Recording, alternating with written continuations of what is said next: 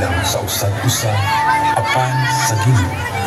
Kini usa ka panahon nga puno sa sakripisyo, pag-ampo o pagguma na walay puas.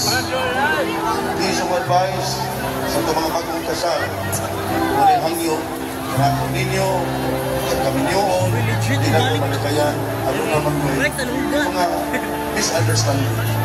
Hangyo na po, muna may panag-away, wala lang pinapatay. Ang tinuod na kaminyoon dili perpekto, apan kini magpadayon na libo. Gisulayan sa panahon, nagapadayon ang labaw ng paghigugma sa usad-usa. Ang tinuod nga gugma dili lamang makita sa mga halok ug sa mga saad, kundi sa paglahutay sa tanang pagsuway. Bisan sa luha, kasakit ug kalisod. Ang gugmang tinudanay magpadayon. Kini ang gugmang tiunay hangtod sa kahangturan. Kami ang Cluster 3, pundo sa magaugong gugma sa Guadalajara.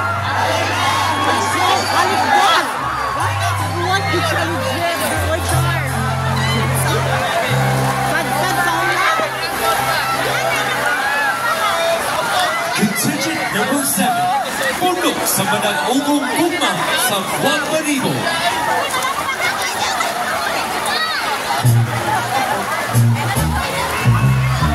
Dalam pasikot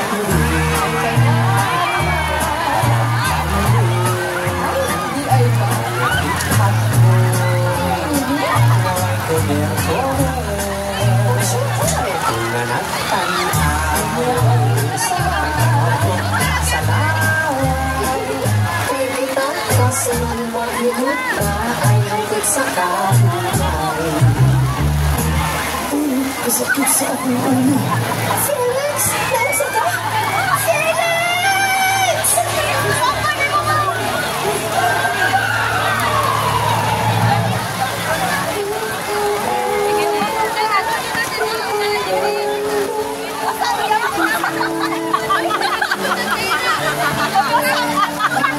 Felix, ako buhatin ang tanan. Bahala mo na atong tinigon para unta sa atong kasal. Mamaalam lang ka.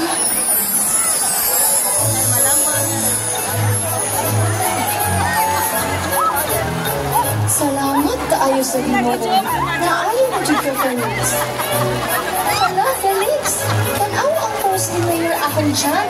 Adunay ipahigayon nga libreng kasal. Alam mo tayo, tiyan kami para magaling na ang atong kasal. Felix, will you marry me?